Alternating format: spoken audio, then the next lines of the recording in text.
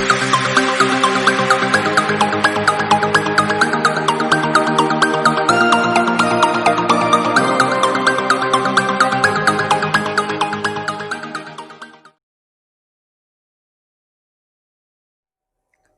Student, हम लोग आज देखेंगे रीजनिंग टेस्ट सीरीज 49 का सॉल्यूशन।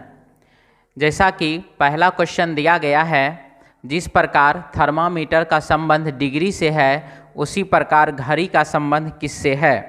तो देखिए, थर्मामीटर और डिग्री, तो थर्मामीटर से जब आप तापमान मापते हैं, थर्मामीटर से जब आप तापमान मापते हैं तो वहाँ पर जो है तापमान जो आपको डिग्री के रूप में दर्शाता है, ठीक है। उसी प्रकार से घड़ी से जब आप समय, घड़ी में जब आप, घड़ी क्या करता है, समय मापने का काम करता है, यानी कि आप घड़ी से क्या करते हैं, समय देखते हैं, समय का पता चलता है। तो वह जो समय का पता चलता है तो वह किस रूप में पता चलता है, तो घंटा मिनट के रूप में पता चलता है।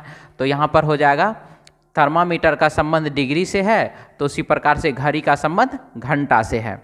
अब यहाँ पर कुछ स्टूडेंट जो है समय आंसर टिक आउट कर लिए होंगे, तो उनके लिए वो पहले समझ लीजिए अच्छे से। अगर यहीं पर थर्मामीटर का संबंध जो है तापमान से दर्शाता, हम इसीलिए आपको पहले ही बता दिए कि तापमान मापते हैं और तापमान जो है हमें डिग्री के रूप में दर्शाया जाता है। तो उसी प्रकार से घड़ी जो है समय मापता है और समय जो है हमको घंटा के रूप में दर्शाता है। तो यहाँ पर क्या है, अगर हमारे पास प्रश्न होता कि थर्मामीटर का संबंध तापमान से है, तब हम कहते घड़ी का संबंध समय से है, ठीक है। लेकिन यहाँ पर थर्मामीटर का संबंध तापमान ना होकर के डिग्री बोल रहा है, तो इसीलिए इसका आंसर घड़ी का संबंध किससे, तो घड़ी का संबंध हो जाएगा आपको घंटा से। आंसर हो जाएगा इसका ऑप्शन सी। नेक्स्ट क्वेश्चन है 2 नंबर, लिख रहा है इसमें नीचे दिए गए विकल्पों में से भिन्न शब्द ज्ञात कीजिए।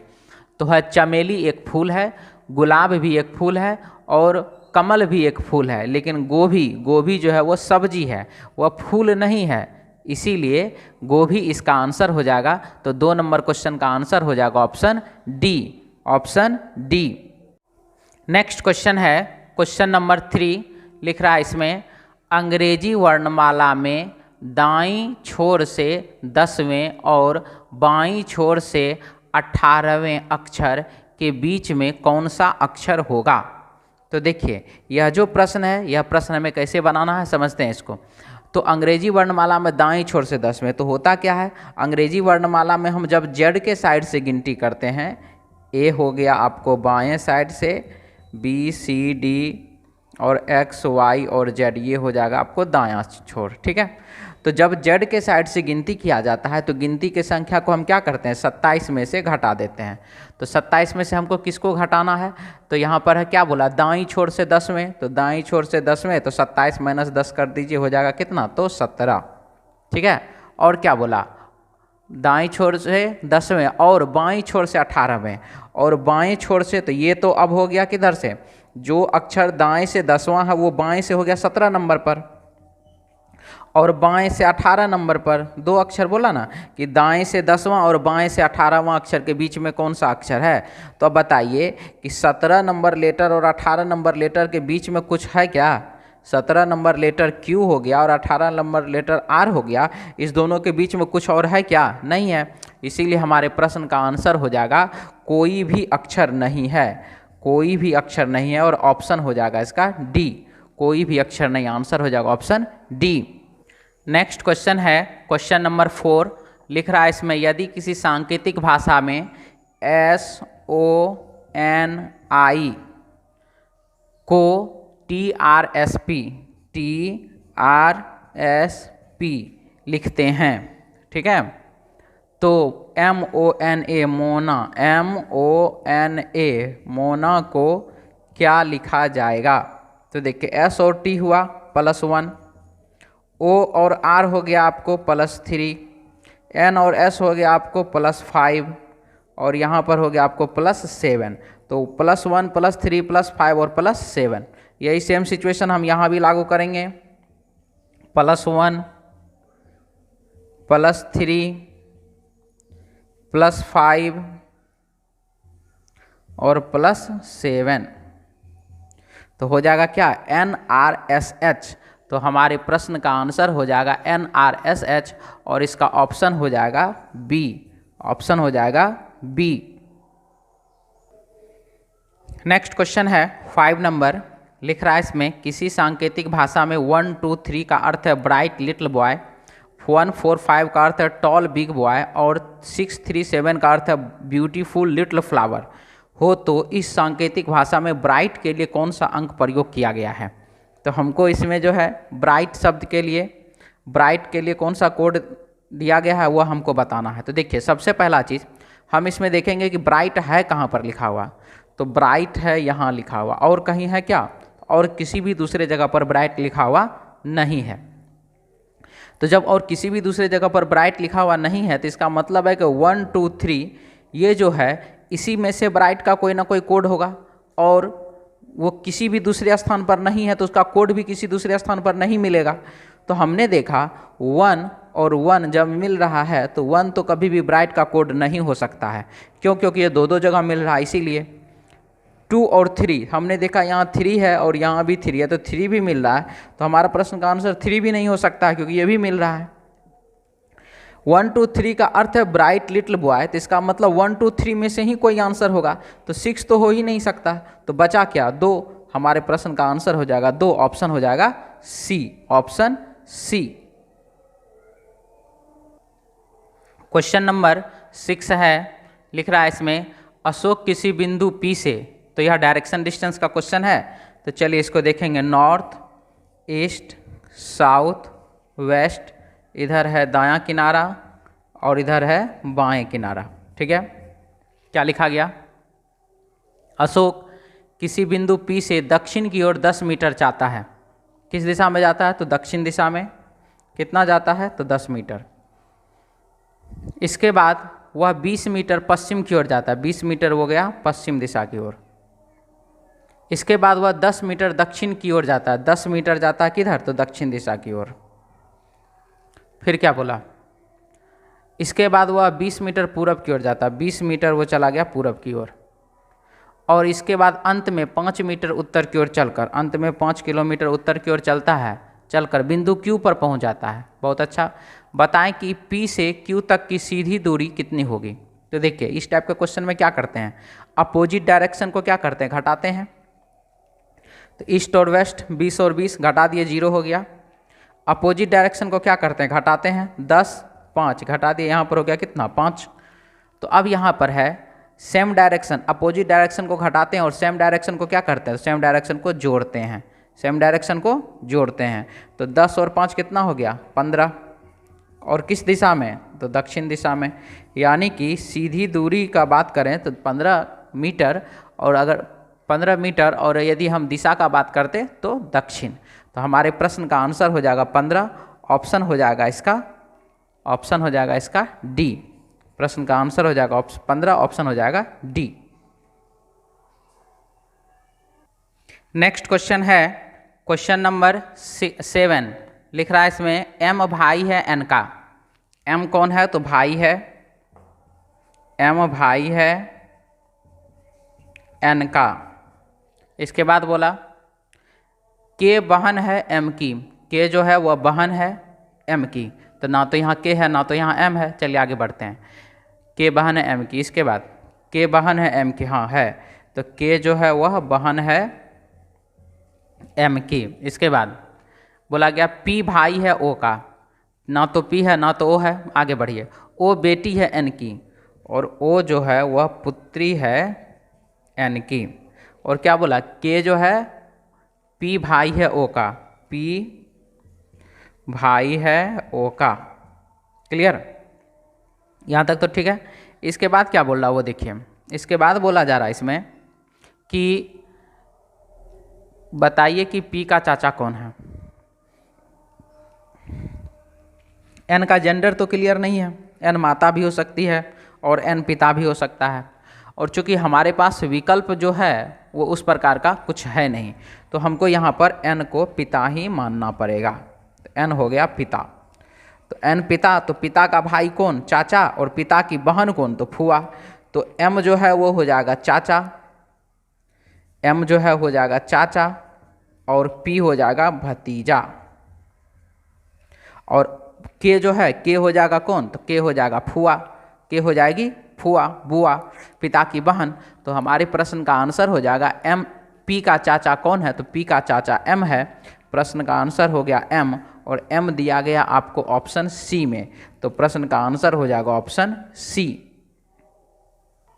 क्वेश्चन नंबर है 8 नंबर क्वेश्चन है, बोल रहा है इसमें बच्चों की एक कतार में हरी बाएं से 11वां और मंजुला दाएं से 17वें स्थान पर है। ठीक है, तो टोटल बराबर लेफ्ट प्लस राइट -1। बच्चों की एक कतार में हरी बाएं से 11वें स्थान पर और मंजुला दाएं से 17वें स्थान पर है। जब ये दोनों आपस में अपना स्थान अदल बदल कर लेते हैं, यानी कि ये चला गया इसके स्थान पर, ये चला गया इसके स्थान पर, तो हरी बाएं से 13वां हो जाता है। तो 11 है, इसमें आप 2 जोड़ दीजिए तो हो जाएगा कितना? 13वां हो जाता है।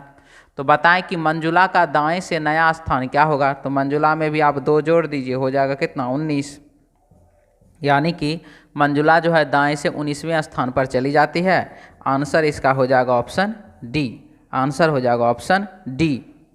क्वेश्चन नंबर 9 है, लिख रहा है क्वेश्चन नंबर 9 में दे रहा है सोहन के कितने भाई और कितनी बहनें हैं? सोहन के टोटल कितने भाई हैं और कितनी बहन हैं, हमसे यह पूछा जा रहा है। तो देखिए इसमें बोल रहा है क्या, यह ज्ञात करने के लिए निम्न में से कौन सी जानकारी आवश्यक है? हमारे पास 5 जानकारी दिया गया है और उस 5 जानकारी को जो है 4 विकल्प में, यानी कि option A, option B, option C, option D, यहाँ पर 4 विकल्प में जो उसको एडजस्ट किया गया है और हमको इससे पता करना है। तो हमसे पूछा क्या जा रहा है? तो सोहन के कितने भाई हैं, कितने भाई और बहन हैं। सोहन के कितने भाई हैं और कितने बहन हैं, हमको ये बताना है।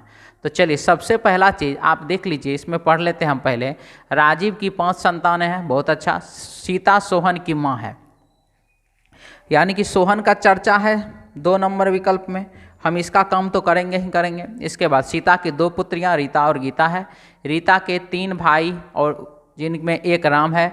राम का भाई राजीव सीता का पुत्र है। और आगे ऑप्शन, तो हम इसमें देख रहे हैं कि इसमें सोहन का चर्चा सिर्फ और सिर्फ ऑप्शन 2 में किया गया है, कथन 2 में किया गया है। इसका मतलब एक बात तो फाइनल है कि हम किसी का प्रयोग करें ना करें, लेकिन कथन 2 का प्रयोग तो करेंगे। ठीक है, अब कथन 2 के हिसाब से अब हम चलते हैं। तो इसमें क्या लिखा है? सीता सोहन की माँ है। सीता जो है वह माँ है सोहन की, सीता सोहन की माँ है। इसके बाद क्या कहा वो देखिए, राजीव की 5 संतान है, कोई मतलब नहीं यहाँ पर। सीता की 2 पुत्रियाँ रीता और गीता है। सीता की 2 ठो बेटी है, रीता और गीता। पुत्री है रीता और गीता। इसके बाद क्या बोला? इसके बाद बोल रहा है रीता के 3 भाई हैं जिनमें एक राम है। रीता को कितना भाई? तो 3 भाई, एक भाई, दूसरा भाई और एक यहाँ पर हो गया ना सोहन, तीसरा भाई। तो बस हो गया यहीं से फाइनल। यानी कि हमने जानकारी नंबर 3 भी पढ़ा और जानकारी नंबर 4 भी पढ़ा और इतना से ही हमारे प्रश्न का उत्तर आ गया। आप देख लीजिए, सोहन के कुल मिलाकर के 2 भाई हैं और सोहन को 2 ठो बहन है। तो हमको तो यहीं से आंसर पता चल गया। अब आगे जानकारी हमको पढ़ने का ज़रूरत भी नहीं है। तो हमारे इस प्रश्न का उत्तर देने के लिए कथन 2, कथन 3 और कथन 4 का प्रयोग हमने किया और ये दिया गया ऑप्शन ए में। तो हमारे प्रश्न का आंसर हो जाएगा ऑप्शन ए। Option A.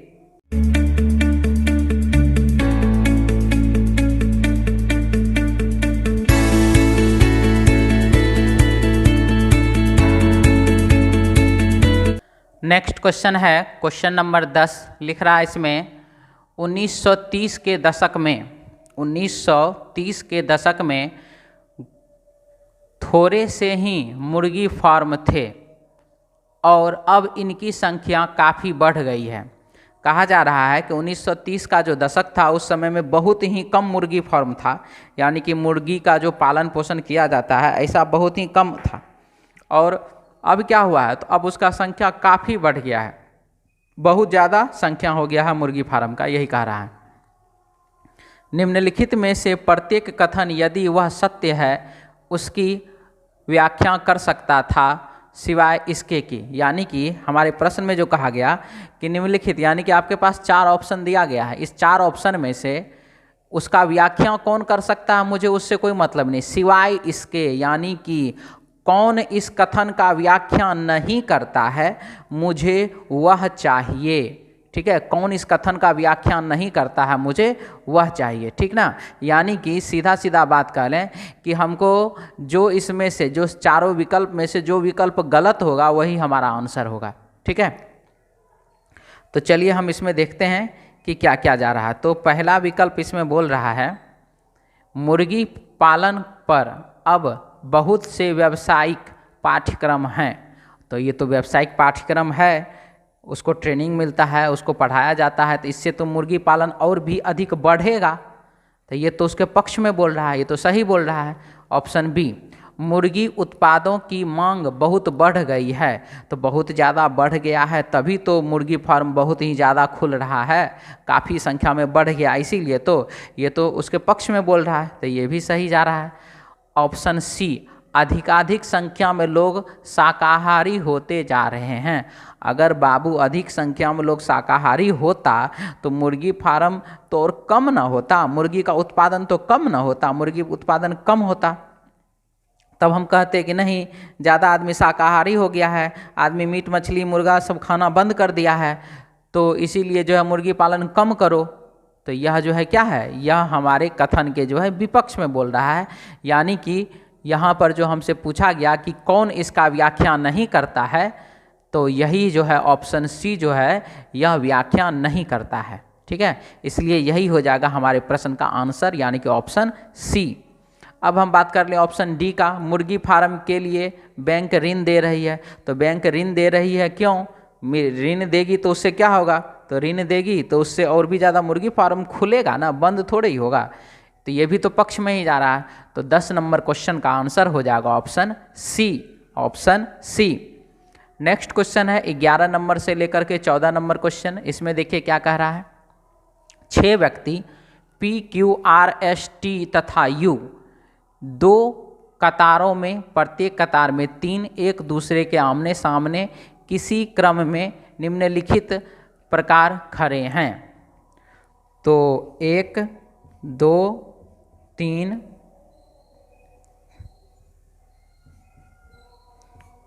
4 5 6, इधर हो जाएगा दायां तो इधर हो जाएगा बायां, इसके लिए इधर हो जाएगा बायां और इसके लिए इधर हो जाएगा दायां। ठीक है, तो अब इसमें क्या बोल रहा है, बोल रहा है यू आर के दाएं और दूसरा है। यू जो है आर के दाएं और दूसरा है, तो हम यहीं पर मान लेते हैं क्योंकि अभी तो कुछ क्लियर है नहीं। तो यू जो है आर के दाईं ओर, तो आर के दाईं ओर दूसरा ना, तो आर के दाएं पहला, आर के दाएं दूसरा यू है, यू आर के दाएं दूसरा है। इसके बाद क्या बोल रहा है, इसके बाद जानकारी में दिया पी कतार में सबसे अंतिम है। तो पी जब कतार में सबसे अंतिम है तो सिंपल सी बात है कि पी कतार में सबसे अंतिम है, तो यहाँ पर तो पी का अभी हम यहाँ हो सकता है पी या यहाँ हो सकता है पी, तो दोनों साइड हो सकता है, इसीलिए इसको छोड़ दीजिए, आगे बढ़िए। टी क्यू का पड़ोसी है। टी किसका पड़ोसी है, तो क्यू का, तो क्यू टी टी क्यू। अभी आगे बढ़िए, आर क्यू के सामने है। आर किसके सामने है, तो क्यू के सामने है, तो क्यू यहाँ आया। टी क्यू का पड़ोसी है तो टी यहाँ आ जाएगा, और पी कतार में अंतिम छोर पर है तो पी यहाँ चला जाएगा। बचा कौन, बचा कौन अब, तो अब बच गया सिर्फ और सिर्फ एस। एस कहाँ जाएगा, तो एस यहाँ जाएगा। तो यह हो गया हमारे प्रश्न का एडजस्टमेंट। अब यहाँ सिचुएशन है, कुछ स्टूडेंट का मानना हो सकता है सर आप आर यहाँ लिए, अगर आर ऊपर लेकर के चलते तब भी बाबू ऐसा ही एडजस्टमेंट होता, उससे कोई दिक्कत नहीं है। एडजस्टमेंट किसी भी दोनों तरीके से हो सकता है, अगर आप कहेंगे तो हम आपको कर दें। तो आपका एडजस्टमेंट इस प्रकार से हो जाता आर एस यू, यहाँ पर हो जाता क्यू, यहाँ पर हो जाता टी और यहाँ पर हो जाता पी। ये हो जाता आपको दाहिना साइड, ये हो जाता आपको बायां साइड, ये हो जाता आपको बायां साइड और ये हो जाता आपको दाहिना साइड। आप इसको भी मिला सकते हैं, पहला कथन मिला लीजिए, यू आर के दाएं दूसरा है, यू जो है आर के दाएं पहला, आर के दाएं दूसरा है, आप मिला सकते हैं, ठीक है, उससे कोई फर्क पड़ने वाला नहीं है। अब यहाँ पर बोल रहा है 11 नंबर क्वेश्चन है, क्वेश्चन नंबर 11 में बोला गया 12, 13 और 14, 13 नंबर क्वेश्चन और 14 नंबर क्वेश्चन, ठीक है। तो क्वेश्चन नंबर 11 में क्या बोल रहा है, निम्नलिखित में से कौन सा युग्म एक कतार में है। तो देख लीजिए टी क्यू पी जो है ये युग्म क्या एक कतार में है, यानी कि ऑप्शन बी। 11 का आंसर हो जाएगा ऑप्शन बी। 12 नंबर क्वेश्चन है, यदि पी तथा क्यू आपस में स्थान बदल ले, पी और क्यू जो है आपस में स्थान क्या करेगा, एक दूसरे से बदल लेगा, तो क्या होगा, तो Q के तुरंत दाएं कौन होगा, तो Q आ जाएगा यहाँ पर, और Q के तुरंत दाएं देख लीजिए कौन है, तो Q के तुरंत दाएं तब T हो जाएगा। तो प्रश्न का आंसर हो जाएगा T, और T दिया गया है ऑप्शन बी में, तो 12 का आंसर हो जाएगा ऑप्शन बी। क्वेश्चन नंबर है 13, इसमें क्या बोल रहा है, निम्नलिखित में से कौन से व्यक्ति समूह एक दूसरे के आमने सामने हैं। तो देखिए Q और R आमने सामने है, लेकिन ये ऑप्शन में नहीं है, S और T आमने सामने है और ये ऑप्शन में दिया गया है, यानी कि 13 नंबर प्रश्न का भी आंसर हो जाएगा ऑप्शन बी। 14 नंबर सवाल है, निम्नलिखित 14 नंबर सवाल है, निम्नलिखित में से कौन एक दूसरे के सम्मुख नहीं है, यानी कि कौन जो है एक दूसरे के सामने नहीं है, यह पूछ रहा है। तो पहला ऑप्शन पी और टी तो बगल में है, तो सामने नहीं है, तो यही आंसर हो जाएगा ऑप्शन ए। अभी और हम मिला लेते हैं, दूसरा है आर क्यू, तो आर और क्यू तो देख लीजिए एक दूसरे के सामने है, तो गलत। उसके बाद तीसरा है एस टी एस भी सामने है, और पी यू भी क्या है, सामने है, यानी कि 14 नंबर क्वेश्चन का आंसर हो जाएगा ऑप्शन ए। नेक्स्ट क्वेश्चन है, क्वेश्चन नंबर 15 लिख रहा है, इसमें कथन है आपको सैलोगिज्म का ये प्रश्न है। चलिए इसमें देखते हैं क्या क्या हो रहा है। तो पहला कथन दिया गया, कोई किताब चॉकलेट नहीं है, किताब चॉकलेट नहीं है।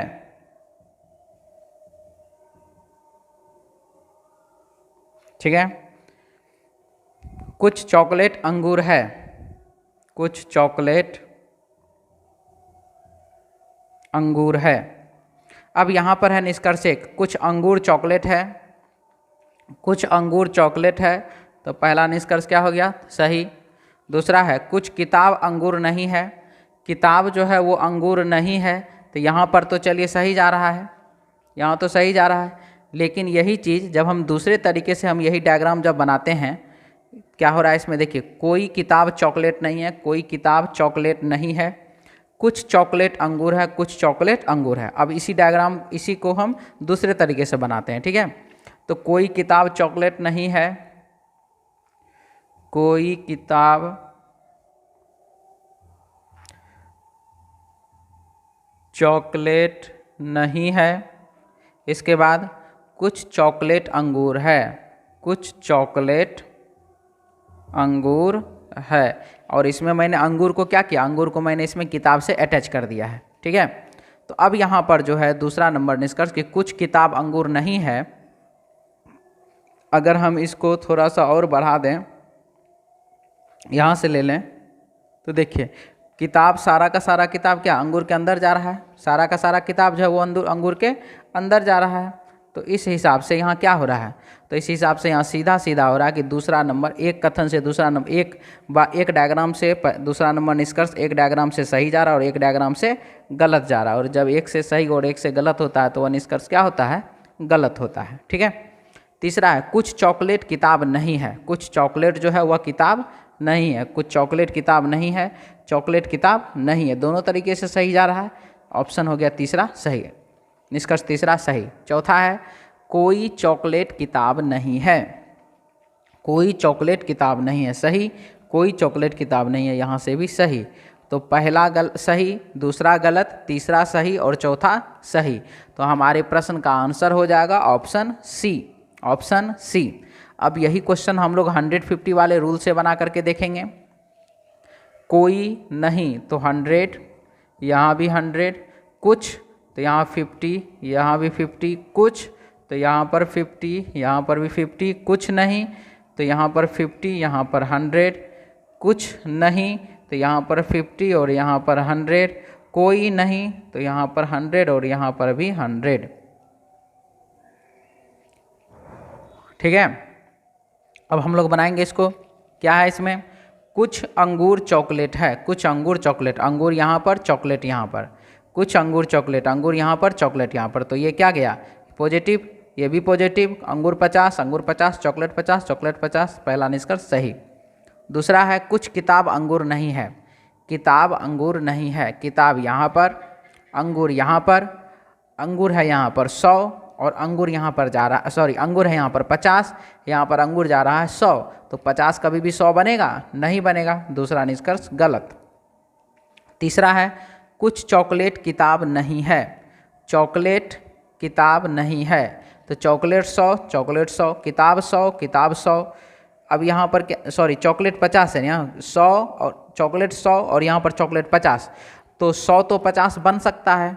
100 रुपया वाला सामान यदि 50 रुपया में मिलेगा तो वो तो हम खरीदते ही खरीदते हैं, तो 100 तो 50 बन सकता है, सही है। किताब 100 है तो किताब 100 है, ये निगेटिव है, ये भी निगेटिव है, तो तीसरा नंबर इसका सही हो गया। चौथा है कोई चॉकलेट किताब नहीं है, चॉकलेट 100, चॉकलेट 100, किताब 100, किताब 100, निगेटिव निगेटिव, चौथा निष्कर्ष भी सही।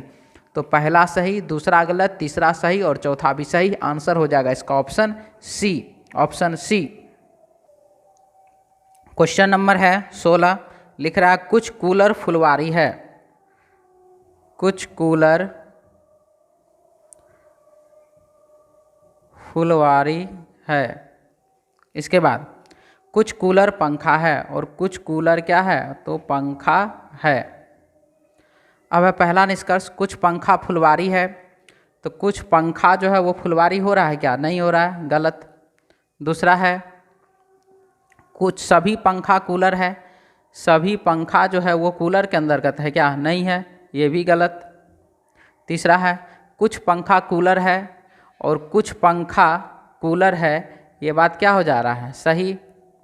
और चौथा कोई पंखा फुलवारी नहीं है, पंखा फुलवारी नहीं है, तो यहाँ तो सही हो जा रहा है, यहाँ क्या हो रहा है? सही हो जा रहा है, तो सही करते हैं। चलिए अब दूसरा डायग्राम हम बनाते हैं, ठीक है। कुछ फुलवारी कूलर है, कुछ कूलर फुलवारी है, तो कुछ कूलर फुलवारी है। इसके बाद कुछ कूलर पंखा है, कुछ कूलर पंखा है। अब आप देखिए पहला निष्कर्ष, कुछ पंखा फुलवारी है, तो कुछ पंखा फुलवारी है, ये सही, और इधर से क्या? गलत। दूसरा है सभी पंखा कूलर है, सभी पंखा कूलर है, इधर से भी गलत, इधर दोनों तरफ से गलत। तीसरा है कुछ पंखा कूलर है, कुछ पंखा कूलर है, इधर से भी सही है, इधर से भी सही।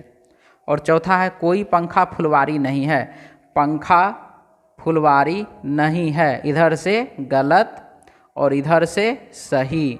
अब आप देख लीजिए इसमें 1 नंबर और 4 नंबर को ध्यान से आप देख लीजिए, तो इसमें एक सही गलत, इसमें भी सही और गलत, यानी कि ये दोनों मिल करके क्या बनाएगा? तो 1 नंबर और 4 नंबर मिल करके बना देगा आइदर वाला केस, ठीक है। और 3 नंबर तो सही है ही, तो हमारे प्रश्न का आंसर हो जाएगा 1 या 4 तथा 3 सही है। आंसर हो जाएगा इसका ऑप्शन डी। अब यही क्वेश्चन है अब यही क्वेश्चन 16 नंबर हम लोग देखेंगे 150 वाले नियम से। कुछ तो 50 50, कुछ तो 50, यहाँ भी 50, कुछ तो यहाँ भी 50, यहाँ भी 50, सभी 100 और ये 50, यहाँ कुछ तो 50 और 50, कोई नहीं तो 100 और 100, ठीक है। अब इसमें क्या करना हमको? तो कुछ पंखा फुलवारी है, कुछ पंखा फुलवारी है, तो पंखा यहाँ पर, फुलवारी यहाँ पर, कॉमन टर्म मिला, लेकिन कॉमन टर्म में दोनों का दोनों 50 मिला, इसीलिए गलत, क्योंकि कॉमन टर्म में कम से कम एक 100 होना चाहिए, तभी आगे बात बढ़ता है। सभी पंखा कूलर है, पंखा है यहाँ 50 और पंखा है यहाँ पर 100। 50 रुपया वाला सामान कभी भी 100 रुपया में आप खरीदिएगा? तो नहीं खरीदिएगा, गलत। कुछ पंखा कूलर है, कुछ कूलर पंखा है, पॉजिटिव स्टेटमेंट, पॉजिटिव कंक्लूजन, पंखा 50, कूलर 50 और ये हमारा निष्कर्ष हो गया तीसरा सही। कोई पंखा फुलवारी नहीं है, निगेटिव स्टेटमेंट, निगेटिव कंक्लूजन, दोनों का दोनों पॉजिटिव स्टेटमेंट, तो पॉजिटिव स्टेटमेंट से निगेटिव कंक्लूजन नहीं बनता, इसीलिए गलत। तो पहला गलत, दूसरा गलत, चौथा गलत और तीसरा हुआ सही। अब हम यहाँ पर बताए थे आप लोगों को कि जब एक से ज़्यादा निष्कर्ष गलती हो जाता है, रूल वाले सिस्टम से हम बताए थे, जब एक से ज़्यादा निष्कर्ष गलती हो जाता है तो वैसी परिस्थिति में हमको क्या करना है, आइदर जांच करना है। तो हम आइदर जांच करेंगे, सब्जेक्ट और प्रेडिकेट सेम मिलना चाहिए, पंखा फुलवारी और पंखा फुलवारी सेम मिल रहा है, सब्जेक्ट और प्रेडिकेट एक ही होना चाहिए, दोनों ही निष्कर्ष कथन के अनुसार गलत होना चाहिए, गलत ये भी है, गलत ये भी है, और तीसरा एक पॉजिटिव कंक्लूजन और एक निगेटिव कंक्लूजन होना चाहिए। यानी कि आइदर के लिए जो 3 रूल होता है वो तीनों रूल यह फुलफिल कर रहा है, इसीलिए इसके ये जो हो जाएगा आइदर। तो हमारे प्रश्न का आंसर हो जाएगा या तो 1 या 4 तथा 3 सत्य है, option D, option D. Next question है क्वेश्चन नंबर 17, लिख रहा है कुछ कुर्सी जूते हैं, कुछ कुर्सी जूते हैं,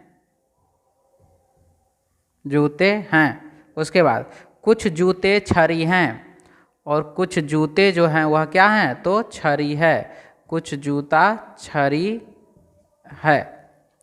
अब यहाँ पर जो है पहला निष्कर्ष लिखा गया है, पहला निष्कर्ष जो है इसमें लिखा गया है क्या चीज़, तो वो देखिए पहला निष्कर्ष है कुछ कुर्सी छरी है, तो कुछ कुर्सी छरी है, कुर्सी छरी हो रहा है क्या, नहीं हो रहा है, तो गलत। दूसरा है कोई जूता छरी नहीं है, जूता छरी नहीं हो रहा है क्या, देखिए तो जूता तो छरी हो रहा है, इसीलिए भी गलत। तीसरा है कुछ छरी जूते हैं, छरी जूते हैं, तो ये क्या हो जा रहा है, सही। चौथा सभी जूते कुर्सी हैं, क्या सारा का सारा जूता क्या कुर्सी के अंतर्गत है, नहीं, तो गलत। तो आंसर हो जाएगा इसका पहला गलत है, दूसरा गलत है, तीसरा सही और चौथा गलत है। अब यहाँ पर हम देख रहे हैं कि तीसरा निष्कर्ष सही है, लेकिन ऐसा कोई विकल्प दिया हुआ नहीं है, तो हम आंसर टिक करेंगे निष्कर्ष 4, ऑप्शन 4, इनमें से कोई नहीं। अब यही क्वेश्चन हम लोग 150 वाले रूल से देखेंगे। 17 नंबर क्वेश्चन, कुछ के केस में जाएगा 50, यहाँ भी 50, कुछ के केस में 50, यहाँ पर भी 50, कुछ के केस में यहाँ भी 50, यहाँ भी 50, कोई नहीं के केस में 100 और यहाँ 50, कुछ का केस है 50 और 50, सभी का केस है 100 और यहाँ पर 50। चलिए अब देखें इसमें क्या हो रहा है। तो पहला निष्कर्ष है कुछ कुर्सी छरी है, और पहला कथन है कुछ कुर्सी छरी है, दूसरा कथन है कुछ जूते छरी हैं। तो हम यहाँ पर देख रहे हैं कुछ कुर्सी जूते हैं, कुछ जूते छरी हैं। तो पहला निष्कर्ष है कुछ कुर्सी छरी है, कुछ कुर्सी छरी है, कुर्सी यहाँ पर, छरी यहाँ पर, कॉमन टर्म मिला जूते और जूते, क्योंकि 2 कथन से मिलकर निष्कर्ष बनाने के लिए एक कॉमन टर्म का आवश्यकता होती है, लेकिन कॉमन टर्म जो है वहाँ पर कम से कम 100 होना चाहिए, यहाँ पर दोनों कॉमन टर्म जो तो 50 है, तो पहला निष्कर्ष हो गया गलत। दूसरा है यह तो निगेटिव कंक्लूजन है, और हमारे पास दोनों का दोनों पॉजिटिव स्टेटमेंट है, पॉजिटिव स्टेटमेंट से निगेटिव कंक्लूजन नहीं बनता है, इसीलिए दूसरा निष्कर्ष भी गलत। तीसरा है कुछ छरी जूते हैं, कुछ छरी जूते हैं, छरी यहाँ 50, छरी 50, जूता 50, जूता 50, पॉजिटिव, ये भी पॉजिटिव, सही। चौथा है सभी जूते कुर्सी हैं, सभी जूते कुर्सी हैं, जूता यहाँ पर 50 और यहाँ पर जूता है 100, तो 50 रुपया वाला सामान कभी भी 100 बनेगा क्या, 50 रुपया वाला सामान 100 रुपया में मिलेगा तो खरीदिएगा क्या, नहीं, तो इसीलिए गलत। तो पहला गलत, दूसरा गलत, चौथा गलत और तीसरा सही। हमारे पास ऐसा कोई विकल्प नहीं है, इसीलिए हम आंसर टिक आउट करेंगे ऑप्शन डी, इनमें से कोई नहीं, इनमें से कोई नहीं।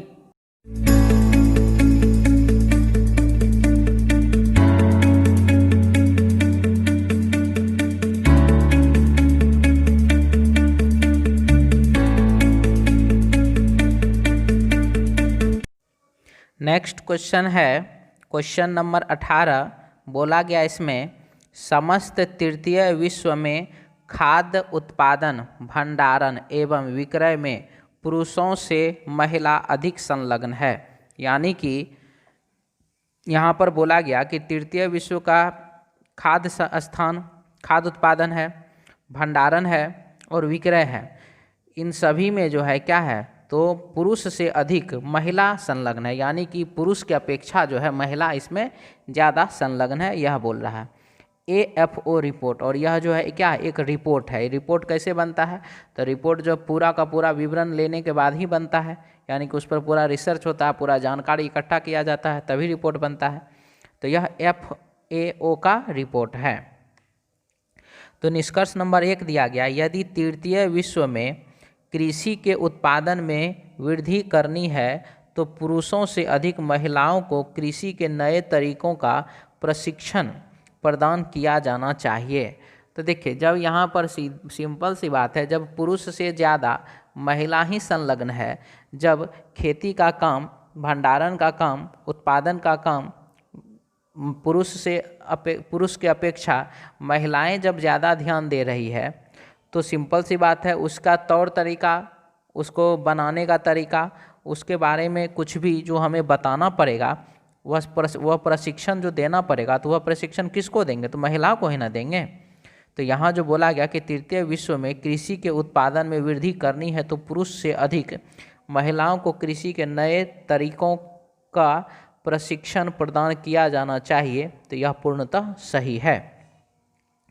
दूसरा नंबर कथन निष्कर्ष है, महिला सदैव ही बहुत आस्था से कार्य करती है। तो देखिए, महिला आस्था से कार्य करती है या आस्था से कार्य नहीं करती है, यहाँ ये कोई मतलब का बात नहीं है। इसीलिए 18 नंबर क्वेश्चन का पहला निष्कर्ष सही है, दूसरा निष्कर्ष गलत है। आंसर हो जाएगा ऑप्शन ए। क्वेश्चन नंबर 19 है, सभी प्राप्त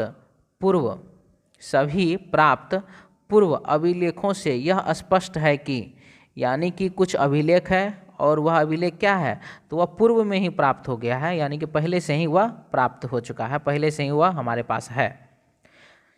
स्पष्ट है कि प्राचीन भारत में भी गुरु और शिष्य दोनों ने ज्ञान की मात्रा के बजाय ज्ञान के गुण को महत्व प्रदान किया।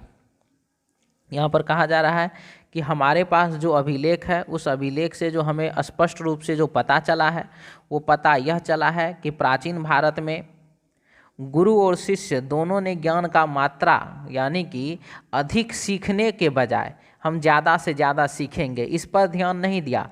उसने अच्छे से सीखा, यानी कि विद्या के गुण को उसने ध्यान दिया, न कि क्वांटिटी को। अधिक सीखने पर उसने ध्यान नहीं दिया, अच्छे से सीखने पर उसने ध्यान दिया। ठीक है, तो महत्वपूर्ण गुण को महत्व प्रदान किया। तो निष्कर्ष नंबर 1 है, ज्ञान की मात्रा को महत्व देना निकृष्ट कार्य है। निकृष्ट कार्य मतलब होता है नीचा कार्य, यानी कि छोटा कार्य। तो बाबू ये बात नहीं है कि ज्ञान की मात्रा को आप अगर नहीं देखिएगा, तो यह तो हमारे प्रश्न में नहीं कहा गया कि आप ज्ञान की मात्रा को मत देखिए। यहाँ पर कहा कि ज्ञान के मात्रा पर ध्यान नहीं दिया गया, ज्ञान के गुण पर ध्यान दिया गया है। तो आप तो डायरेक्ट यहाँ पर जो है कह रहे हैं कि निकृष्ट कार्य है, यानी कि मात्रा देखना निकृष्ट कार्य है, नीचा कार्य है। यह तो गलत है, ऐसा तो कुछ नहीं कहा गया है। निष्कर्ष 1 गलत। निष्कर्ष 2 है 19 का, प्राचीन भारत में शिक्षक और शिक्षार्थियों के बीच शैक्षणिक मूल्यों की समानता थी। जी हाँ, प्राचीन भारत में जो है गुरु और शिष्य दोनों के बीच में जो शैक्षणिक मूल्यों का समानता था, यानी कि वह जो है उस प्रकार का सिचुएशन वहाँ था, शैक्षणिक मूल्य का समानता था, तभी तो वह गुण को ध्यान देते थे, वह क्वांटिटी को ध्यान नहीं देते थे, वह मात्रा को ध्यान नहीं देते थे, वह क्वालिटी को ध्यान देते थे, गुण को। इसीलिए पहला निष्कर्ष गलत, दूसरा निष्कर्ष सही। 19 नंबर क्वेश्चन का आंसर हो जाएगा ऑप्शन बी। 20 नंबर क्वेश्चन है, जम्मू और कश्मीर में पर्यटन के उत्थान के लिए सरकार प्रयास कर रही है।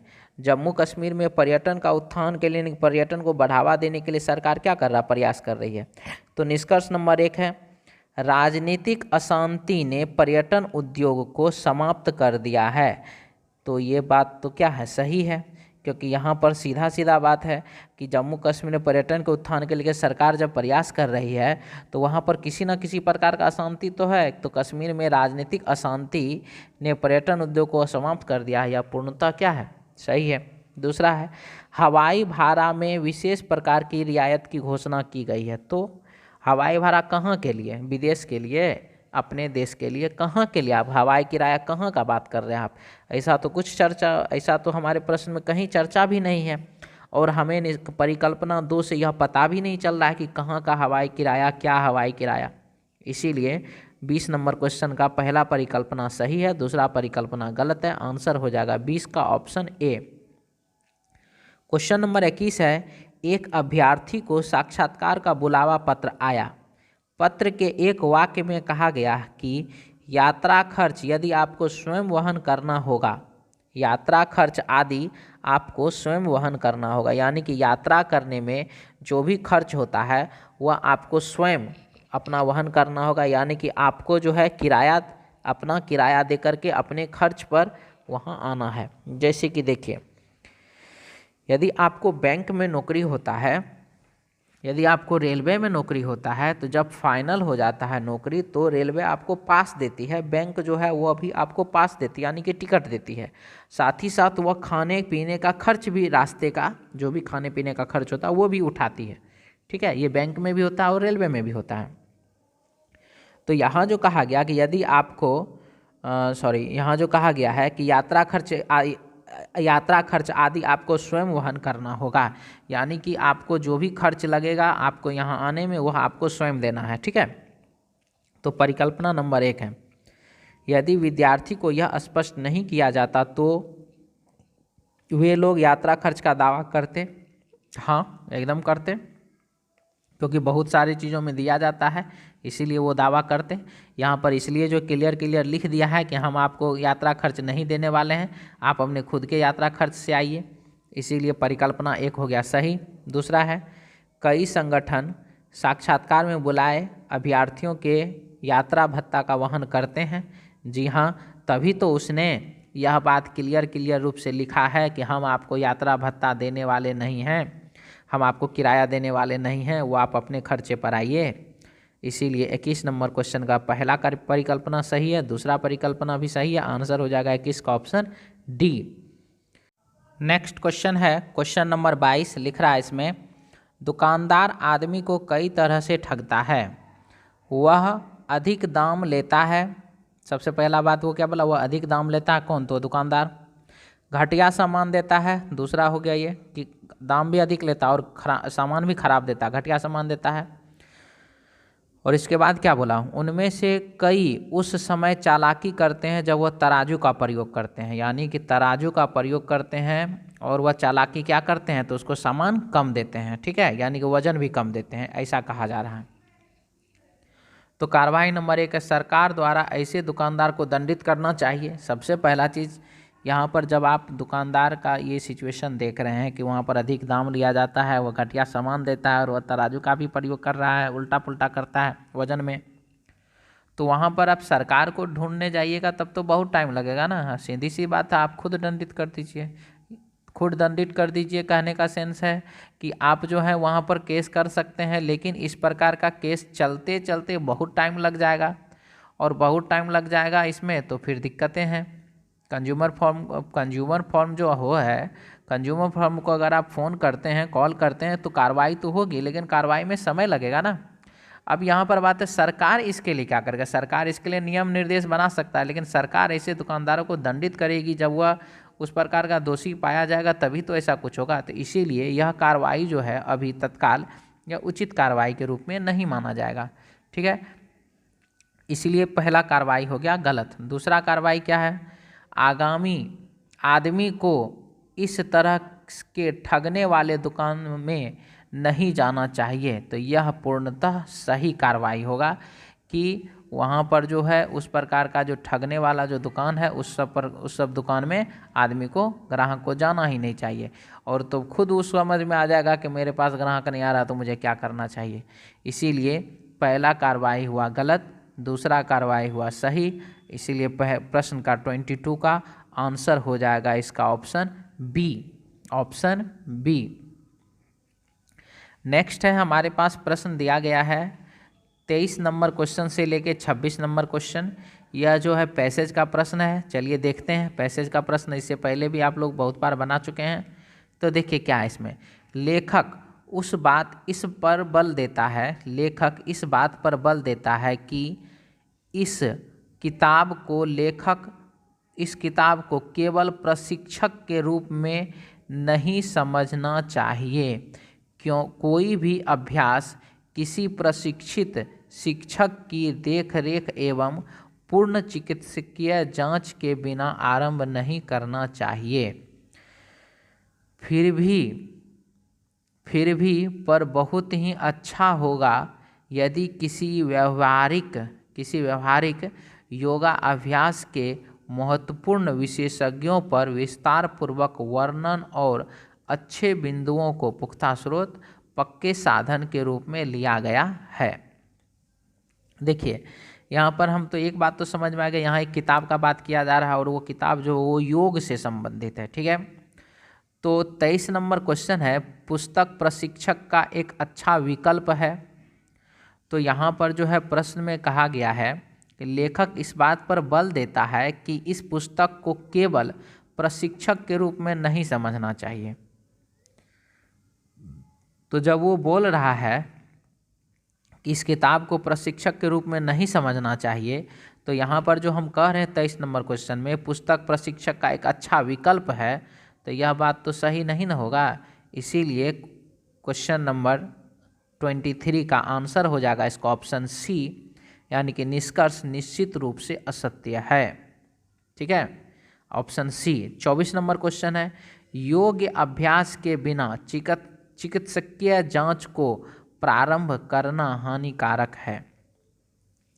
यानी कि योग्य अभ्यास के बिना जो है चिकित्सकीय जांच को प्रारंभ करना क्या है, हानिकारक है, ऐसा कहा गया है। तो पढ़ते हैं, इसमें लिखा गया है, कोई भी अभ्यास किसी प्रशिक्षित शिक्षक की देखरेख एवं पूर्ण चिकित्सकीय जांच के बिना आरंभ नहीं करना चाहिए। तो यहाँ जो कहा गया कि योगा अभ्यास बिना चिकित्सकीय जांच को प्रारंभ करना हानिकारक है, और हमारे प्रश्न में बोल रहा है कि बिना चिकित्सकीय जांच के आरंभ नहीं करना चाहिए, तो यह बात क्या है, पूर्णतः सही है। इसीलिए 24 नंबर क्वेश्चन का आंसर हो जाएगा ऑप्शन ए, निश्चित रूप से सत्य है, ऑप्शन ए। क्वेश्चन नंबर 25 है, पुस्तक की विषय वस्तु स्वशिक्षण सामग्री उपलब्ध कराती है। पुस्तक का जो विषय वस्तु है वो क्या कराता है, स्वशिक्षण सामग्री उपलब्ध कराता है, ऐसा कहा गया है। तो चलिए इसमें देखते हैं, ऊपर से तीसरा लाइन हम पढ़ रहे हैं, देख रेख एवं पूर्ण चिकित्सीय जांच के आरंभ होनी चाहिए, आरंभ नहीं करना चाहिए। फिर भी पर बहुत ही अच्छा होगा कि यदि किसी व्यवहारिक योगा अभ्यास के महत्वपूर्ण विषय पर विस्तार पूर्वक वर्णन और अच्छे बिंदुओं को पक्के साधन के रूप में लिया गया है। अब यहाँ पर जो बोला जा रहा है 25 नंबर में कि पुस्तक की विषय वस्तु स्वशिक्षण सामग्री उपलब्ध कराती है, तो हमें प्रश्न के पैसेज के ऊपर में लिखा गया है कि लेखक इस बात पर बल देता है कि इस पुस्तक को केवल प्रशिक्षण के रूप में नहीं समझना चाहिए। यानी कि इसमें जो लिखा हुआ है आप किताब को पढ़ करके प्रशिक्षण कर सकते हैं, ऐसा ही कहा जा रहा है, ऐसा ही है। लेकिन वह इसके लिए हिदायत भी दे रहा है, वह कह भी रहा है कि आप ऐसा नहीं करेंगे, यह जो है केवल प्रशिक्षक के रूप में आपको नहीं समझ लेना कि हमने किताब खरीद लिया और किताब से ही हम काम चला सकते हैं। लेकिन 25 नंबर क्वेश्चन में जो है कि पुस्तक की विषय वस्तु स्वशिक्षण सामग्री उपलब्ध कराती है, यह बात क्या है, सही है। वह सारा का सारा सामग्री उपलब्ध तो कराता है, लेकिन साथ ही साथ वह हिदायत भी दे रहा है, वह आपको बोल रहा है कि आप इससे सतर्क भी रहें। इसीलिए यहाँ पर 25 नंबर क्वेश्चन का आंसर हो जाएगा ऑप्शन ए। क्वेश्चन नंबर 26 है, क्वेश्चन नंबर 26 है, किताब योगा के प्रशिक्षक के लिए लाभदायक नहीं है। तो ये तो बाबू गलत है। जब यहाँ पर वह कह रहा है कि आप इसको पढ़ करके भी योग कर सकते हैं, लेकिन आपको संभलना है, यानी कि आपको किसी प्रशिक्षक से भी मदद लेना चाहिए। तो यहाँ पर यह किताब जब वह ऐसे लोगों के लिए भी है जो कि योग नहीं जानता है, उनके लिए भी है जब, तो यहाँ पर जो प्रशिक्षक है उसको तो और ज़्यादा लाभ पहुँचाएगा ना यह किताब। तो यहाँ जो कहा गया कि किताब योगा के प्रशिक्षक के लिए लाभदायक नहीं है, यह पूर्णतः गलत है, यानी कि असत्य है।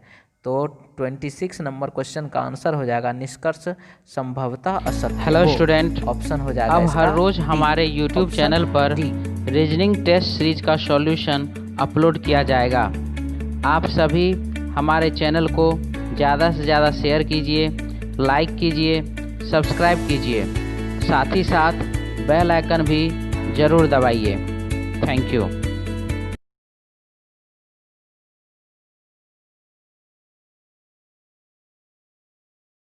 क्वेश्चन नंबर 27 है, लिख रहा है इसमें, प्रश्न में बाईं ओर एक प्रश्न आकृति तथा दाईं ओर 4 उत्तर आकृति दिया गया है।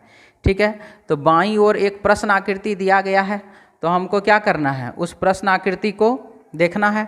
तो सबसे पहले हमारा जो प्रश्न आकृति है बाबू, वो इस प्रकार से दिया हुआ है। ठीक है, फिगर तो पूरा हुबहू नहीं बना हमसे, जितना बना उतना ही देखिएगा। ये लीजिए, हमने ऐसा बना दिया। ठीक है, अब इससे ज़्यादा नहीं कर सकते हैं।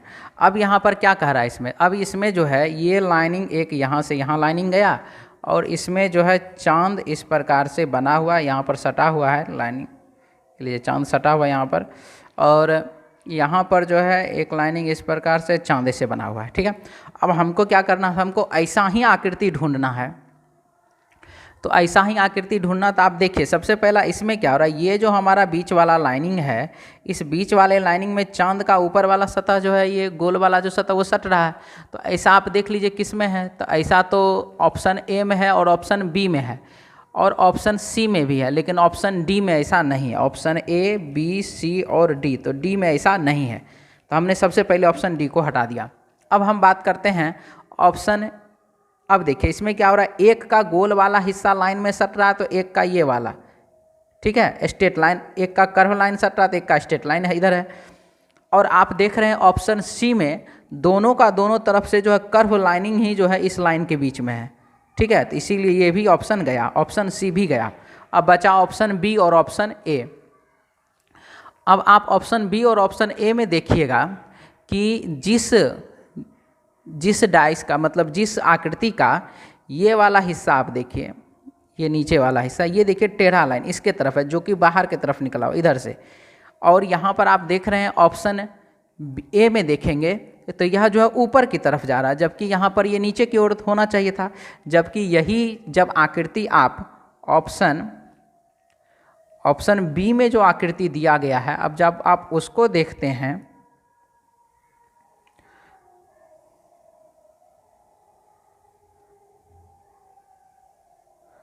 ऑप्शन बी में जो आकृति दिया गया है, जब आप उसको देखते हैं तो ये आपको साफ पता चल जा रहा है कि ये जो है आपका प्रश्न आकृति है।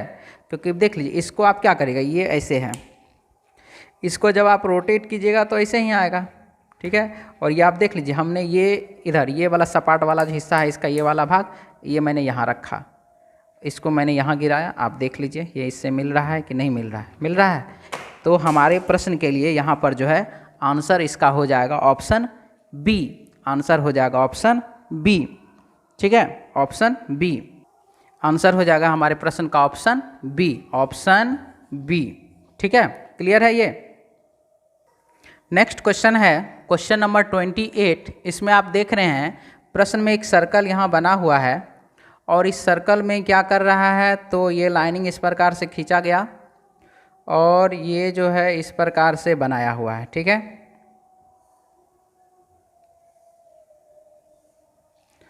तो यहाँ पर कौन सा आकृति आएगा वो आप देख लीजिए, डायरेक्ट इस प्रकार से आप बना लीजिए, और इस प्रकार का आकृति अब आप देख लीजिए कि कौन सा विकल्प में जा रहा है। तो हम यहाँ पर मिटा करके आपको दिखला देते हैं। ठीक है, हम यहाँ से आपको डायरेक्टली मिटा दे रहे हैं, इसको हमने इरेज कर दिया, हटा दिया। अब आप देख लीजिए ऐसा विकल्प कौन सा है, तो ऐसा विकल्प है ऑप्शन ए, तो हमारे प्रश्न का आंसर हो जाएगा ऑप्शन ए। क्वेश्चन नंबर है 29। इसमें क्या दे रहा है, नीचे दिए गए आकृति में त्रिभुजों की संख्या कितनी है। तो देखिए यह तो बहुत ही आसान सा फिगर है, त्रिभुज का संख्या इसमें पूछ रहा, बहुत ही आसान सा फिगर है ये, आप इसमें आराम से त्रिभुज ढूंढ सकते हैं, कुछ ज़्यादा है नहीं इसमें। तो ये हमने बना लिया, आप देख लीजिए यहाँ पर एक तो त्रिभुज पहले से है, और ये 2 त्रिभुज इधर हो गया, तो 3 त्रिभुज इधर हुआ और 3 त्रिभुज इधर हो गया, यानी कि 6। छोटा फिगर हो गया, उसको आप देख लीजिए। ठीक है, तो 6 इधर हो गया, 6 त्रिभुज। अब यहाँ पर आप देख लीजिए, ये हमने बनाया एक त्रिभुज और इसको जब काटा तो 2 त्रिभुज, तो ये हो गया कितना 3, तो 3 इधर बना, तो 3 इधर बना 6, 6 और 3 9, और 9 और 3 12, 12 और इधर ये जो 3 3 3 3 12 ये या 3 और 3 6 ये, तो 12 प्लस 6 हो जाएगा कुल मिलाकर के कितना 18 त्रिभुज। तो हमारे प्रश्न का आंसर हो गया 18, ऑप्शन हो जाएगा 29 का ऑप्शन ए, 18 का 29 का ऑप्शन ए। नेक्स्ट क्वेश्चन है क्वेश्चन नंबर 30, लिख रहा है इसमें प्रश्न में दी गई आकृति को युक्ति युक्त क्रम में, यानी कि जो उसका सीक्वेंस होता है उसमें क्रम में व्यवस्थित करके सही उत्तर को चुनिए। तो सिंपल सी बात है, सबसे पहले 3 डॉट वाला आएगा, सबसे पहले क्या आएगा 3 डॉट वाला यानी कि बी, उसके बाद आएगा 4 डॉट वाला यानी कि ए, उसके बाद आपको आएगा 5 डॉट वाला 3 4 5 तो सी, और 5 के बाद 6 है तो 6 नहीं है, 7 है 7 भी नहीं है, 8 है तो यानी कि 8 यानी कि ऑप्शन डी, आकृति डी। और यहाँ पर हमारे लिए क्रम हो गया BACD, और BACD जो है वो दिया गया ऑप्शन बी में, तो हमारे प्रश्न का आंसर हो जाएगा ऑप्शन बी, ऑप्शन बी।